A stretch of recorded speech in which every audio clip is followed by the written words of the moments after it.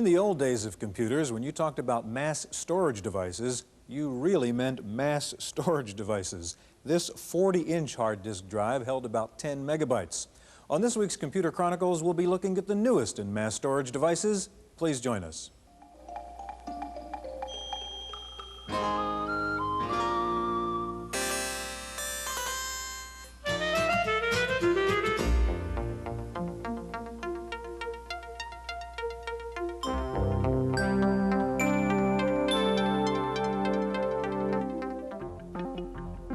The Computer Chronicles is made possible in part by a grant from AFIPS, the American Federation of Information Processing Societies. AFIPS, sponsors of OAC 86, the nation's leading conference on business technology.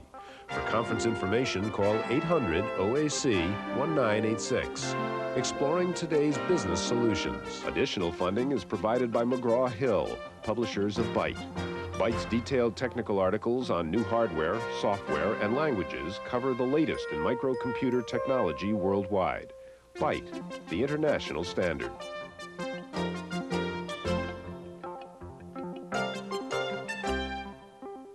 Welcome to the Computer Chronicles. I'm Stewart Cheifet, and this is Gary Kildall. Gary, we're talking about hard disk drives today, and what I have here are RAM cards. This is another way to get some mass storage. This is AST's 6-Pack Plus. You can get about 380K on this particular board. This is Intel's new above board. You can get up to 2 megs storage on that board. It seems there are so many alternatives around to hard disk drives, it suggests that there are still problems with hard disk drives. Well, I think the RAM card and the hard disk, those two different phenomena.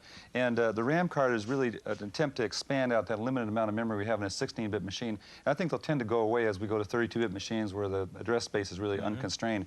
Now, hard disks, of course, we have the problems of the mechanical devices, it's bearings, head crashes, things of that sort. So we have to be very careful to make sure the data is backed up properly, can be restored when those crashes do occur, because you'll start to hear the bearings whirl and all sorts of problems with them. So the problems with mechanical devices are still there.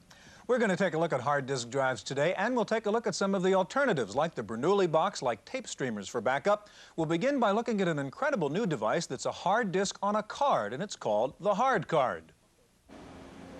Once limited to mainframe monsters, the hard disk has become a desirable addition for PC owners.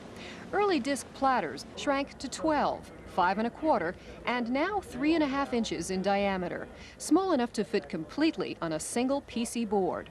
It's the first hard disk drive subsystem that's been designed to be installed and used by the end user.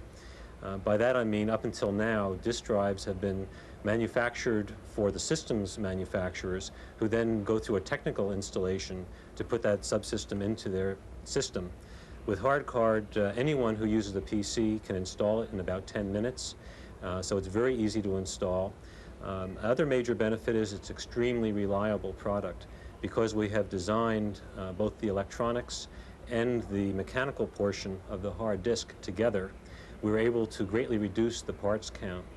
As a result, we've been able to reduce the size of hard card to a single IBM expansion slot.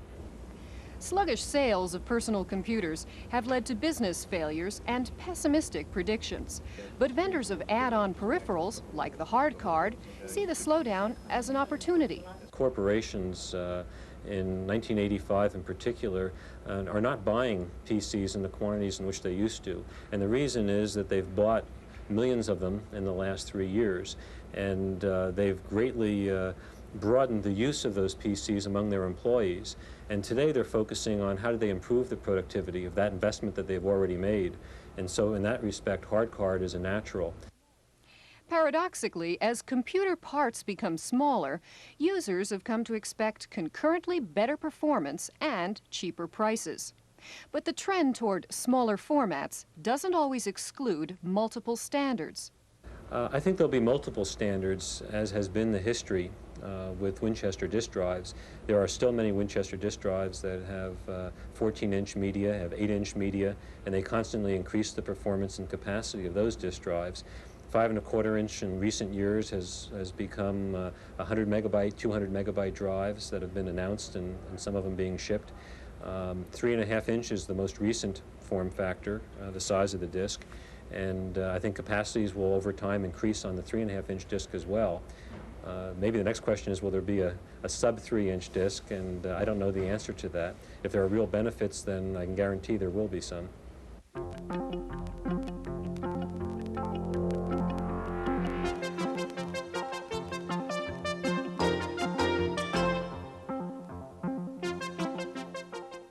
Joining us now in the studio are Joel Kammerman. Joel is the CEO of Kammerman Labs of Beaverton, Oregon, and next to Joel is Alan Ebright, the manager for systems development at Priam Corporation of San Jose. Gary? Stewart, it seems like any serious PC user now has a hard disk, and fortunately the technology has been improving, the price has been going down.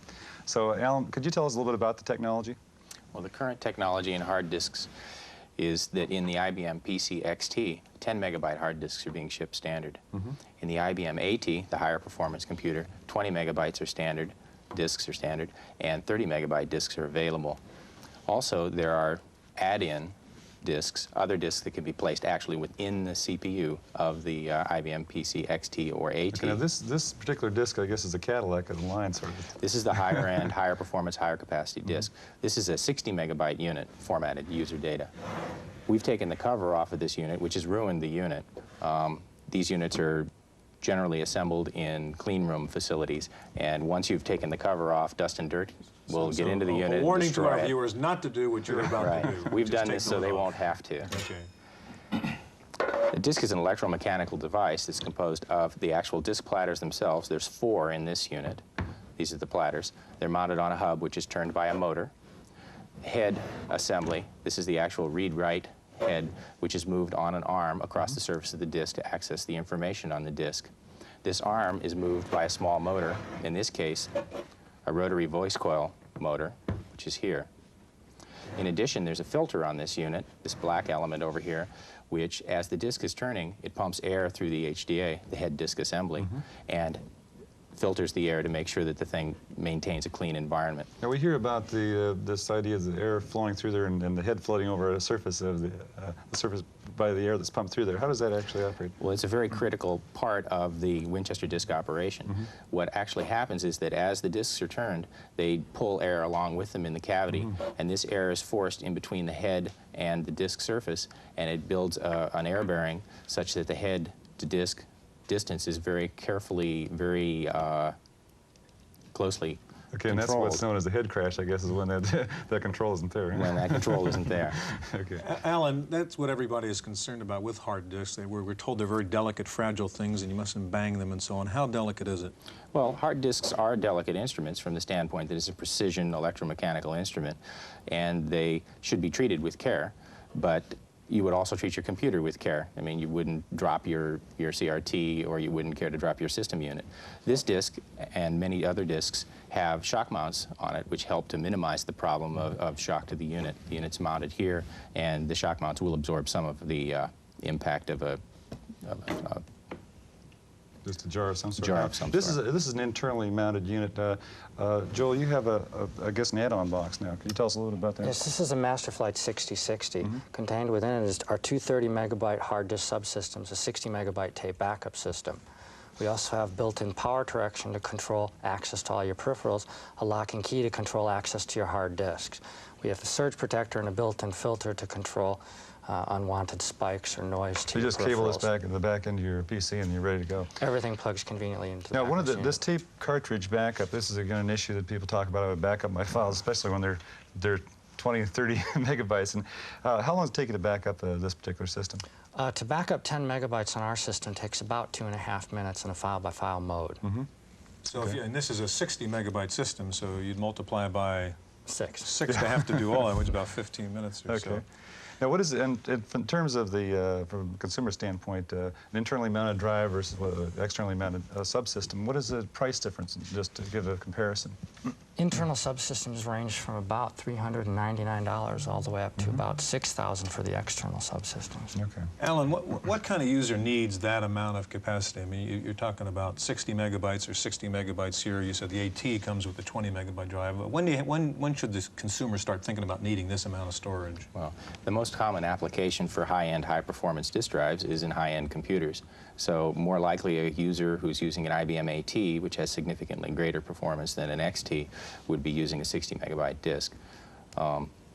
Along with the added storage capacity in this disk, You also receive better access time parameters. The disk itself performs better. You're able to get to the data quicker.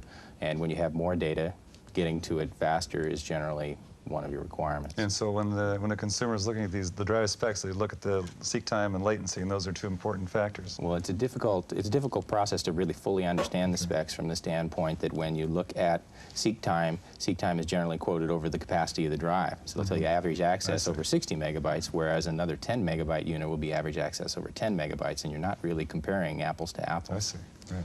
Alan, getting back to this backup problem, which is a problem, it seems to me. It still takes 15 minutes, as you say, to back up what would be on that one drive with a tape streamer. Where is that technology? Are we getting to some better backup system than tape streamers? Anybody? Well, any help? The primary thrust in tape, and streamers in particular, has been to get the cost out of the unit. And so that's been the thrust, has been able to build a less expensive, reliable mechanical system that will allow you to do large capacity backup. I guess that I feel that 60 megabytes backed up at in 12 minutes or 15 minutes is really pretty good performance. If you compare that to trying to back up with a standard floppy, you'll find that it's very good performance. Okay, gentlemen, thank you very much. We've been talking about the IBM world. If you own a Macintosh, you've had a problem trying to get a hard drive hooked up to it, but then along came hyperdrive. Wendy Woods has a report. Macintosh owners are raving about the hyperdrive, an internal hard disk for the Macintosh that increases its speed by a factor of 3, boosts its storage by 10 to 20 megabytes, and enables it to run a number of programs simultaneously. It's a tremendously easy sell. There's no question about it. It's an incredibly popular unit. We probably sell at least one hyperdrive for every Macintosh that we sell here. It's a fantastic unit, and I can't imagine working on a Macintosh at this point without a hyperdrive. In this demonstration, the Mac with the hyperdrive is on the left. The one without it is on the right. You can see the difference in speed. One can't underestimate the importance of the hyperdrive to the Macintosh, not only because it's expanded the Macintosh's capabilities, but also because it's helped the machine gain acceptance in the business community, according to General Computer's Kevin Curran.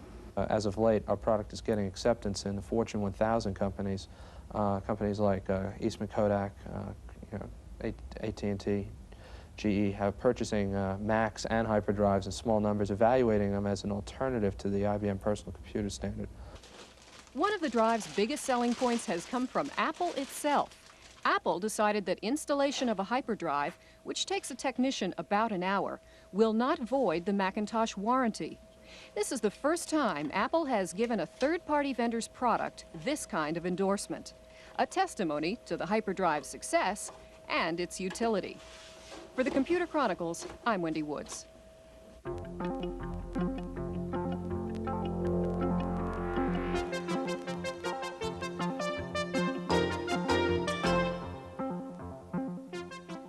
We'll talk more about hard disk drives here in the studio in just a minute. First of all, there's another alternative to the hard disk, a rather incredible invention called the Bernoulli box. We took a look at the Bernoulli box at the recent Comdeck show in Las Vegas.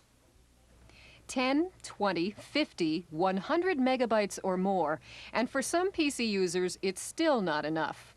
One hard disk manufacturer, iOmega, thinks it's found a solution to this data hunger by putting disks in removable cartridges and applying a technique called the Bernoulli principle.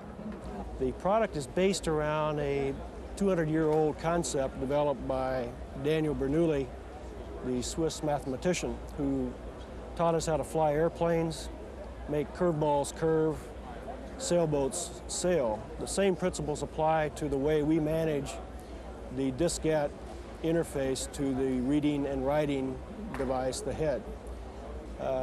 Having accomplished this technical breakthrough, the thing that is available to the user is transportability of a high-capacity cartridge, 10 megabytes or 20 megabytes.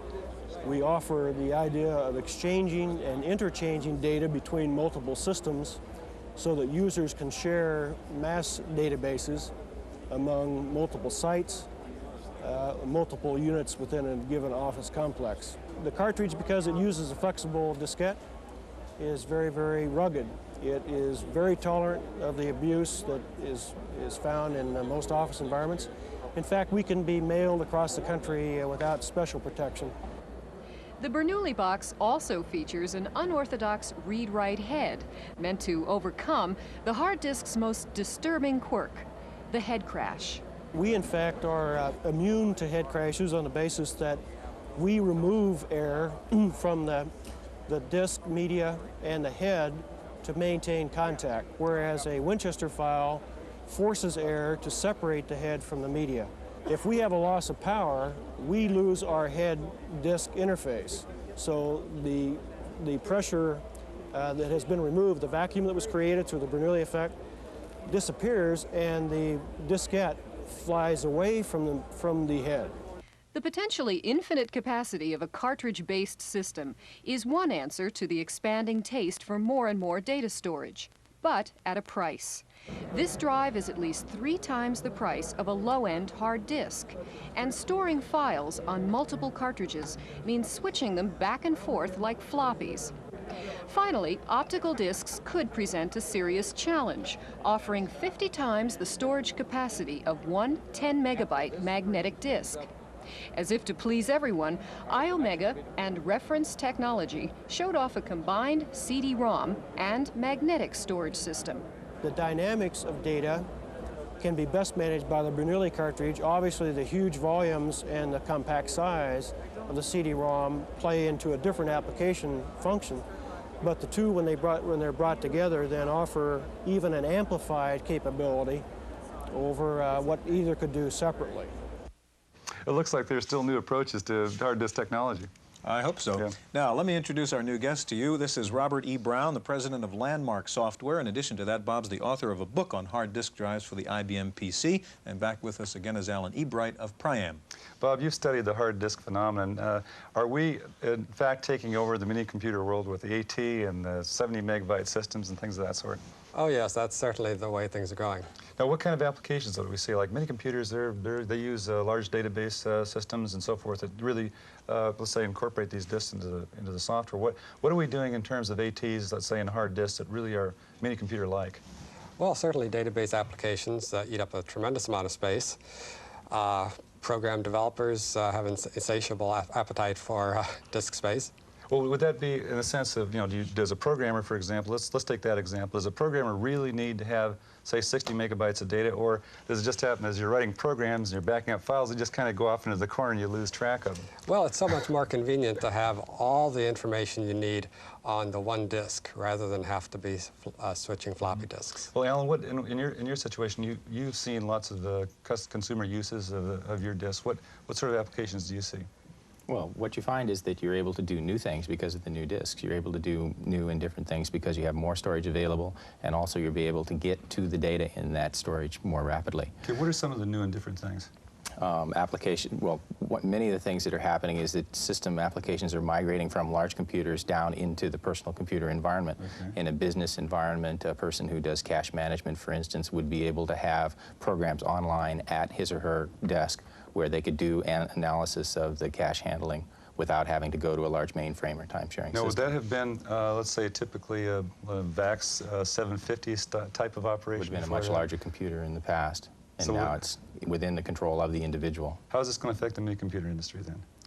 Well, they're going to have to move up. Yeah. They're going to have more powerful machines to stay out of the way of the super microcomputers that are moving up into their marketplace. So you think it's more of, let's say, a business application than, I mean, would I, as a home user, be interested in a 70-megabyte drive? Probably not. Okay. Do you feel on that? No, virtually anybody with that caliber of drive has some sort of business use for it. Mm-hmm. Bob, any idea where this all ends, though? It seems mass storage is like money. It doesn't matter how much you have, you always need some more, it seems. Any idea where we can go in hard disk drive technology? There's really no limit. The rate of change depends a lot on IBM. When IBM was selling 10-megabyte drives in the XT, that was the standard size. Now that IBM offers 20 and 30 meg in the AT, that's become the standard size. Mm-hmm. Now, what, in general, we hear a lot about optical storage, read-write technology, and so forth. How does that affect the whole hard disk phenomenon in terms of magnetic storage versus optical and so forth? Well, the optical is going to be a wonderful backup medium for one application, but it's still a couple years away from the standpoint of having a price that a typical business user would be willing to pay. Okay. And the performance does not appear to be as good as today's Winchesters. All right, so you get higher storage densities. That gives you the ability to back up files, and if you use the write-once capability of an optical disc, then that gives you basically what we saw in a streaming tape. And That's right. Faster transfer rate. Alan, go ahead, Alan. It's also a method to be able to distribute large databases. So with an optical disk, you could begin to have online on your system a very large database. When you have a large database, there's a high probability that you want to manipulate that database, and that'll drive you towards larger internal magnetic disks where you can transfer this large database onto the disk and modify it for your own application. So you see it as more of a complementary type of technology than something as a replacement, say, for magnetic disks. That's correct. Ellen, what are the technological problems, going back to hard disks now, in getting beyond, say, the 60 meg level where you are now? I mean, you've got 4 platters, you could have 8 platters, but other than that, what can you do to get more storage in there? Well, in addition to adding more platters, you can increase the track density, the number of tracks that you have across the surface. You can increase the bit density, the number of bits that you have around the surface. And you can also modify the encoding method, the efficiency with which you place the data on the disk. Now, as a consumer, we, I guess in the past, have been worried about the reliability of disk drives. Now you're talking about packing it in tighter and putting more information in the same space. Is this going to affect the reliabilities? Do we have to worry again about head crashes and losing data and so forth? Well, I believe that it helps the reliability from the standpoint of higher performance, higher capacity disk drives allow us to put more drive technology into the unit. Better quality read channel, better quality media. Natural course of events of getting higher capacity forces a better design and a better quality product. If I buy a drive like this and I put in my AT, can I just sit there and run it? And if I do it that way, how many hours can I expect it to last, day in and day out? 15,000 hours is the quoted spec, and that's a very reasonable number. Greater than that can be expected. Bob, we have about a half a minute left. What about the prices on hard disk drives? Are they going to fall the same way floppy disk drives have fallen? Well, they've already fallen a tremendous amount. After all, it was only about a year ago that a 10 megabyte drive was selling for $1,000, and now 10 megabyte systems are as low as, say, $395. Okay, gentlemen, we're out of time. Thank you very much. Well, it seems like mass storage devices are like freeways. The more you build them, the more the traffic builds up to take advantage of them. Where will it all end? We asked our commentator, George Morrow, for his thoughts. Like freeways, money is another resource which is consumed as fast as it's created. Now, the computer industry has come to expect that memory density will quadruple every 2 years, a whopping amount when compared with money or freeways. For the semiconductor people, this means smaller geometries and larger defect-free crystals. But for the Winchester disk designers, it means getting 4 times the performance out of the treacherous world of magnetic flux. It means ever finer track densities and having to access those tracks with tricky electromechanical devices, stepper motors, springs, gears, and all the maddening problems with tolerances and mechanical resonances and the like. As if this were not enough, these designers know they have to make all this work while some reporter from InfoWorld or PC Week drops the drive a foot or so onto a desk in order to prove to his readers he's still on the trail of those problems with drives on the IBM AT. Not an easy life. I think it's time to say a prayer that these designers can keep doing the fantastic job we've come to take for granted. That's how I see it. I'm George Morrow.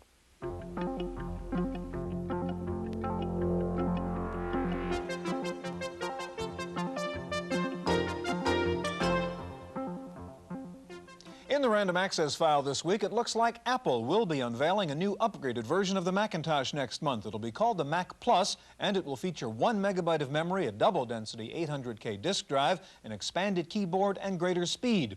It will also feature a new SCSI interface to make it easier to connect third-party peripherals. IBM is reportedly planning to cut the price of the PC AT. The reasons for the cut: a heavy AT inventory, softening of demand, and possibly the prelude to a new product. The AT price reportedly will be cut by about 20%. AT&T has announced that it has begun to manufacture new thin-screen plasma displays for portable computers. The AT&T display is about 1 inch thick, weighs 4 pounds. AT&T says it can be viewed under all lighting conditions and within a 150-degree viewing range. Digital Equipment Corporation has announced its newest, fastest, and most expensive 32-bit Super Mini, the VAX 8650. DEC says it runs at some 6 million instructions per second and sells for about $500,000. Business appears to be picking up for Hewlett-Packard. HP plants in California and Oregon will be going back to full-time work after months of shortened work schedules and forced vacations. However, HP workers will be facing a 5% wage cut in return for the resumption of a full work week. Time for this week's software pick, and here's our reviewer, Paul Schindler.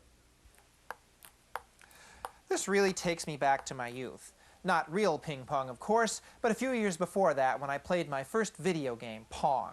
It was everyone's first video game, just like Life and Adventure were everyone's first computer games, and Eliza was most people's first exposure to a primitive form of artificial intelligence. In the computer game field, barely a decade old, the term golden oldie might seem a contradiction, but these four are golden oldies, and now they come in a single package. Golden Oldies is the first K-tel floppy of a great old computer games. Remember Adventure with its keys and grates and directions? How about Eliza, whose answers can often be as frustrating as those of any Freudian analyst, picking a word or two from your answer and turning it back around on you? Then there's Life, the biology-based game in which the odds favor death, as they do in real life. The generations move quickly here. Finally, there's Pong, in both the original version and a new color version. I think $35 is a reasonable price to pay for this walk down memory lane, which is not copy protected. It comes from software country in Beverly Hills, California. Maybe they'll sell it through a special TV offer. We'll see. For the Computer Chronicles, I'm Paul Schindler. In our legislative update file, the Senate Armed Services Subcommittee has heard conflicting testimony from computer scientists on whether or not the Star Wars defense program can be adequately supported by the necessary computer technology. Scientists from USC and Bell Labs told the Senate committee that the technology already exists to support Star Wars. However, other scientists said the necessary software could never be adequately debugged since it could never be tested under real battle conditions. One critic also pointed out that the U.S. would be extremely vulnerable to espionage on the software code. The Japanese have come out with a progress report on their fifth-generation computer project, and the report says that progress is slow. The Japanese research team now says the fifth-generation project research may not bear fruit until the late 1990s. The 5G project has been hit by budget cuts and some reluctance of Japanese companies to put their best scientists on the project. However, the Japanese say they have settled on a software format called the Guarded Horn Clause. No clues as to what that means.